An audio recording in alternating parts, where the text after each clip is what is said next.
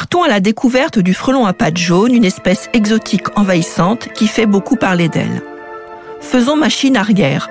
Dans l'épisode 1, nous avons vu comment reconnaître le frelon à pattes jaunes et découvert son mode de vie.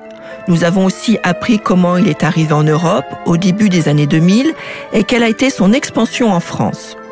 Dans ce second épisode, nous allons comprendre ce qui lui est reproché, la réglementation à son égard et enfin les bonnes pratiques pour limiter ses désagréments sans impacter la biodiversité. Alors, que lui reproche-t-on exactement ? Le frelon s'en prend aux abeilles domestiques, ce qui explique la colère des apiculteurs dont les ruches sont décimées dans certaines régions.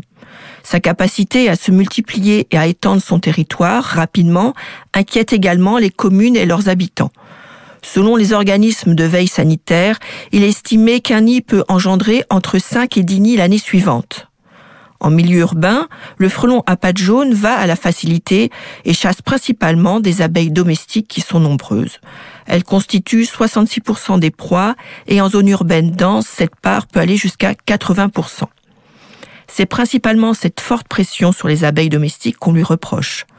D'autant plus que les colonies d'abeilles domestiques souffrent déjà beaucoup des dégradations majeures de l'environnement. Pesticides, dégradation des milieux naturels, perte en diversité florale et parasites divers. Le frelon à pattes jaunes est donc un facteur aggravant, supplémentaire, qui met à mal les ruches des apiculteurs professionnels ou amateurs. Comment reconnaître un nid de frelon à pattes jaunes ? Avant d'agir, il faut s'assurer que nous avons bien affaire à un nid de frelon à pattes jaunes. Si vous observez une grappe d'insectes suspendue à l'air libre, à une branche ou une grille ou autre support, il s'agit d'un essaim d'abeilles qui attend de trouver une cavité où s'installer. Si ce n'est pas dangereux pour le public, laissez-les tranquilles, en quelques heures, elles vont trouver un endroit où loger. Sinon, contactez un apiculteur local pour qu'il les récupère. Les abeilles sont protégées, donc il est interdit de les détruire. Vous pouvez trouver des contacts d'apiculteurs cueilleurs d'essaims sur le site du groupement de défense sanitaire des abeilles Val-de-Marne et Seine ou sur le site de la Société centrale d'apiculture. Si vous observez un nid dans des endroits abrités, comme des cavités d'arbres ou sous des toits, et reconnaissable par sa texture de papier, il s'agit souvent de guêpes. De plus, si l'ouverture est située vers le bas et non sur le côté, comme chez les frelons à pattes jaunes, c'est gagné, on a affaire à un nid de guêpe. Attention, il y a toutefois une exception avec le nid de la guêpe des buissons, présente à Paris. En effet, son nid, construit en général dans des buissons ou les petits arbres à 1 ou 2 mètres de hauteur, peut être confondu avec celui du frelon à pattes jaunes en raison de sa forme sphérique, pointue vers le bas, et surtout en raison de l'orifice d'entrée situé légèrement sur le côté. Mais sa taille n'excède pas les 20 cm de diamètre, il est donc plus petit. Les nids de frelons européens, eux, sont toujours à l'intérieur dans l'obscurité, que ce soit dans un grenier, une grange, dans un boîtier de volets roulants, dans un creux d'arbre, mais jamais visible de l'extérieur. Le nid possède une ouverture large de plus de 10 cm et située en bas du nid. Cette large ouverture permet d'apercevoir le couvain et les larves. L'enveloppe est formée de grandes draperies, généralement lisses en début de saison, puis avec des trous irréguliers en fin de saison. Que faire si vous êtes en présence d'un nid de frelons à pattes jaunes ? Premier réflexe, afin d'éviter les risques de piqûres, gardez vos distances. Ne vous approchez pas à moins de 5 mètres autour du nid. Si vous le pouvez, sécurisez le lieu avec une rubalise ou une cordelette. 2 possibilités s'offrent à vous. Si vous découvrez un nid sur le domaine public, rue, parc, cimetière, bois, école, crèche, il vous suffira de le signaler via l'application « Dans ma rue » à la rubrique « Arbres, végétaux et animaux » dans l'item « Autres problèmes d'animaux et d'insectes ». Si la destruction du nid est nécessaire, c'est la ville de Paris qui prendra en charge cette destruction. Si vous observez un nid de frelons à pattes jaunes sur un espace privé, informez-en le propriétaire pour qu'il puisse faire intervenir une entreprise spécialisée. La destruction du nid est à la charge des propriétaires. Pour s'assurer qu'il s'agit bien d'un nid de frelons à pattes jaunes, faites appel à l'expertise d'un référent de la FROSEF Vigilance Frelons Asiatiques. Sur leur site internet, vous trouverez la liste des référents par commune avec leurs coordonnées. Si l'expertise confirme qu'il s'agit bien d'un nid de frelons à pattes jaunes, il faut alors faire appel à une entreprise experte en destruction de nids de cette espèce. Sur le site internet Fredon, vous retrouverez le nom et les coordonnées d'un prestataire formé et ayant adhéré à la charte des bonnes pratiques en matière de destruction de nids de frelons à pattes jaunes. Rappelons qu'à l'automne, les individus sexués quittent le nid et le reste de la colonie meurt au début de l'hiver. Le nid n'étant jamais réutilisé, il n'y a donc aucune raison d'intervenir sur un grand nid détecté durant la période hivernale à partir de décembre. Ce grand nid ne sera pas réutilisé au printemps de l'année suivante. Il va se dégrader naturellement au fil du temps sous l'effet des intempéries et des oiseaux qui peuvent venir consommer quelques larves mortes. Rappelons que le frelon chasse des insectes pour nourrir ses larves de protéines. Positionné dos à la ruche, il capture des abeilles butineuses qui vont et viennent lors de leur sortie pour récolter le nectar et le pollen. Lorsque les prédateurs sont devant la ruche, la colonie stressée entre dans une sorte de paralysie qui entraîne une baisse d'activité de butinage. Ce manque de récolte de nectar, qui est la source du miel, affecte donc la quantité de réserve de la ruche. Par ailleurs, les abeilles stressées sortant peu de la ruche vont alors consommer le miel destiné à l'origine aux réserves hivernales. Cette diminution des réserves conduit à une augmentation du risque de perte de colonies d'abeilles domestiques durant l'hiver. Les abeilles domestiques savent-elles se défendre ? Dans son aire d'origine, les abeilles domestiques asiatiques réussissent à se défendre contre les frelons. Lorsqu'un frelon se pose à l'entrée d'une ruche, les abeilles forment alors une boule autour de lui tout en faisant vibrer leurs ailes. L'activité musculaire engendrée par la vibration des ailes augmente la température au sein de la boule d'abeilles, créant une surchauffe qui tue le frelon. Mais les abeilles domestiques européennes n'ont pas encore développé de technique de défense contre lui. Quelle est la réglementation face aux frelons à pattes jaunes ? Depuis 2016, il a rejoint le classement des espèces exotiques envahissantes préoccupantes pour l'Union européenne. Cela veut dire qu'on ne peut pas l'importer, l'élever, le transporter, le commercialiser ou le libérer dans la nature, et ce, nulle part dans l'Union européenne. Les États membres doivent surveiller et tenter d'éradiquer les populations présentes dans la nature, ou si c'est irréalisable, de mettre en place des mesures de gestion efficaces pour limiter leur dispersion et réduire au minimum leurs effets néfastes. Depuis 2024, un plan national de lutte contre le frelon à pattes jaunes est mis en place avec pour objectif de protéger les ruchers, protéger la biodiversité et protéger les populations. Ce plan est décliné depuis 2025 au niveau de chaque région et de chaque département. Alors que fait-on dans le cas de nids de guêpes ou de frelons européens ? Eh bien, s'il n'y a pas de risque pour le public ou les habitants, il faut conserver ces nids car ces espèces font partie de la biodiversité et jouent un rôle important dans les écosystèmes. Par contre, il est impératif de sécuriser le lieu et de mettre un affichage de prévention invitant le public à ne pas s'approcher du nid. Bien entendu, s'il y a un risque évident lié à la proximité du nid et du public, il faut faire détruire le nid par une entreprise agréée et surveiller les jours suivants qu'il n'y ait pas une reprise d'activité. Existe-t-il des actions efficaces pour lutter contre le frelon à pattes jaunes ?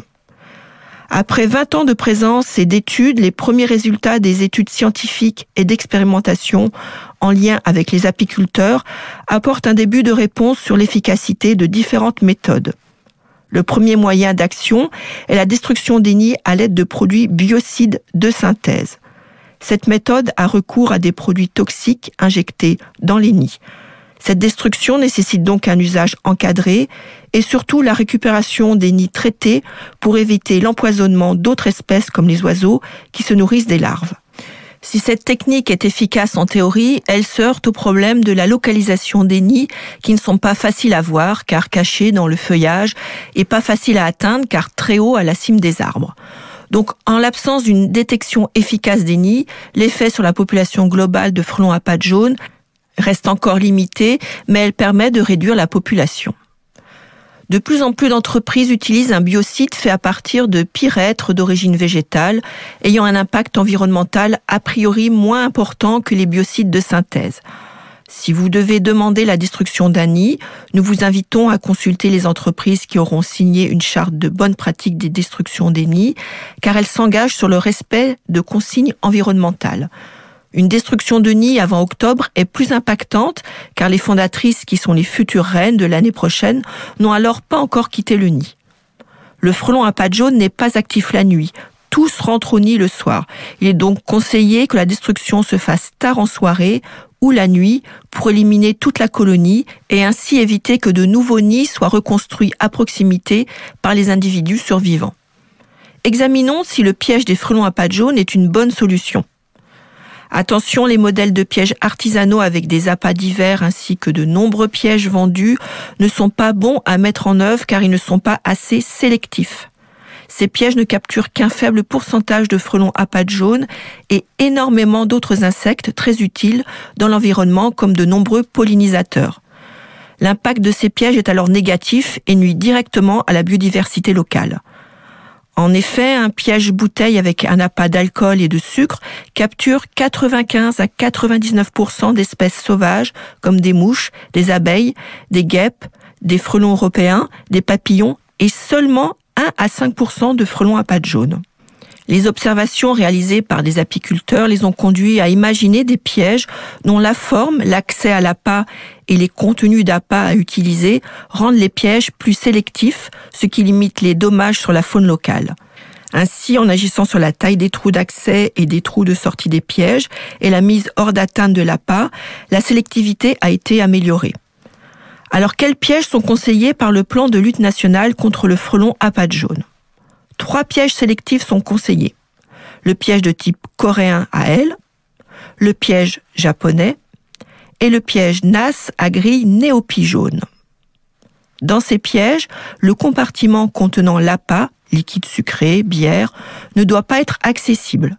De plus, le corps du piège est percé de trous de différentes tailles, empêchant les gros insectes d'entrer et permettant aux petits insectes de sortir, évitant ainsi leur capture. Dans ces pièges sélectifs, les frelons à pattes jaunes représentent alors 30 à 40% des captures. L'impact sur la biodiversité demeure encore toutefois trop fort. Il ne faut donc pas installer ces pièges toute l'année, mais seulement au moment propice pour avoir le meilleur impact sur le frelon. Voyons à quel moment installer ces pièges recommandés. Ces pièges peuvent être disposés au début du printemps, près des zones fréquentées par les frelons à pattes jaunes, comme les arbres ou arbustes en fleurs, ceci dans le but d'attraper les nouvelles reines. L'hypothèse de départ est de décimer le plus grand nombre de reines sortant d'hibernation pour éviter qu'elles n'établissent des colonies. À l'heure actuelle, aucune étude n'a été menée pour démontrer l'efficacité ou non de cette méthode. Des études similaires sur des guêpes ont montré que l'impact est négligeable. En effet, les reines très nombreuses se battent entre elles pour conquérir un territoire, conduisant à une forte mortalité sans compter celles tuées durant l'hiver par les conditions météorologiques.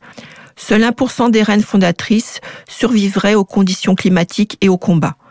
La quantité de reines piégées est donc négligeable au regard de la mortalité naturelle et sans doute sans conséquence sur le nombre de nids finaux de frelons à pattes jaunes. Il faut alors être prudent et nous ne conseillons pas ce type de piégeage de printemps. Ces pièges sélectifs peuvent être installés dans les ruchers attaqués en fin d'été jusqu'en automne. En effet, ce piégeage peut être mis en place par les apiculteurs dans le rucher, mais seulement en cas de forte attaque sur les ruches et uniquement sur cette période de temps. Cela permettrait de limiter le nombre de frelons à pattes jaunes et ainsi réduire le stress de la ruche. En général, ces pièges génèrent un peu moins de dommages collatéraux car beaucoup d'insectes sauvages évitent par crainte la proximité des ruches. D'autres dispositifs peuvent être mis en place pour réduire le stress des abeilles. Des apiculteurs ont imaginé des muselières. Ce sont des dispositifs qui protègent l'entrée de la ruche en maintenant les frelons à pattes jaunes à distance. La prédation exercée par le frelon à pattes jaunes se concentre à l'entrée de la ruche où sa présence insistante, parfois en grand nombre, stresse les abeilles, réduisant leur sortie et limitant les récoltes de nectar et de pollen à un moment où les abeilles élèvent leurs dernières ouvrières de l'année et font leurs réserves pour préparer l'hiver. Il est conseillé d'équiper les ruches de muselières dès qu'il y a plus de 4 frelons devant chaque ruche vers le mois d'août. C'est donc un outil qui ne permet pas de réduire la prédation au retour des abeilles, mais qui éloigne la présence du frelon, ce qui diminue significativement le stress et la paralysie de l'activité de la colonie et aide à maintenir une activité de butinage correcte malgré la présence du prédateur. Certains apiculteurs protègent également leurs ruches dans des tentes ou des cabanes grillagées pour limiter également ce stress. En complément des muselières, les apiculteurs ont développé des harpes électriques constituées de fils électrifiés tendus sur un cadre et dont l'espacement entre les fils permet le passage des abeilles, mais pas celui des frelons à pattes jaunes qui sont électrocutés. Ces dispositifs ne sont utiles que dans la protection rapprochée des ruches pour réduire la pression de prédation. Les harpes sont placées entre les ruches car les frelons circulent habituellement entre celles-ci. Ce sont des dispositifs ayant un certain coût et ils ne sont donc utiles que pour des ruchers avec au moins 5 ruches. Une autre méthode, mais la plus chronophage, reste la raquette électrique. Elle est la solution présentant le moins de dommages collatéraux pour l'environnement. Bien sûr, elle n'est pas adaptée à un grand rucher. Cette méthode permet de tuer quelques frelons le matin, par exemple, devant une ruche avant la sortie des abeilles et de réduire donc le stress. Enfin, des questions peuvent se poser quant à l'impact du frelon à pattes jaunes directement sur la biodiversité et notamment sur les insectes qu'il prédate. Les études scientifiques sur le sujet montrent que c'est un prédateur généraliste qui chasse principalement les insectes localement abondants comme les abeilles domestiques, mais aussi les mouches et les guêpes sociales.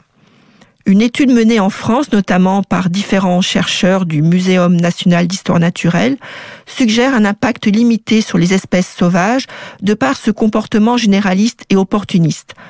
Plus de recherches scientifiques sont nécessaires afin d'approfondir les connaissances sur les sujets.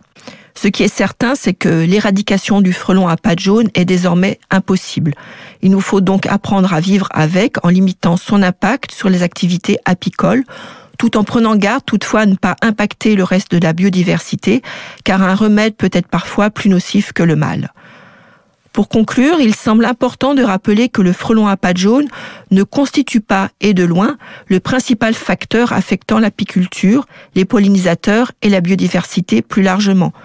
Les facteurs principaux restent liés aux activités humaines, telles que l'utilisation des pesticides, la destruction et la fragmentation des habitats favorables au cycle de vie, ou encore le réchauffement climatique. Enfin, pour terminer, indiquons qu'à l'image de celle développée contre le frelon à pattes jaunes, la ville de Paris s'est dotée d'une stratégie concernant l'ensemble des espèces exotiques envahissantes présentes sur son territoire. Et cette stratégie fait l'objet d'un chapitre du livre des chemins de la nature, disponible sur paris.fr, consultable sur les pages biodiversité. Alors restez vigilants et protégez la biodiversité. Et retrouvez notre programmation mensuelle sur paris.fr, programme Que faire à Paris.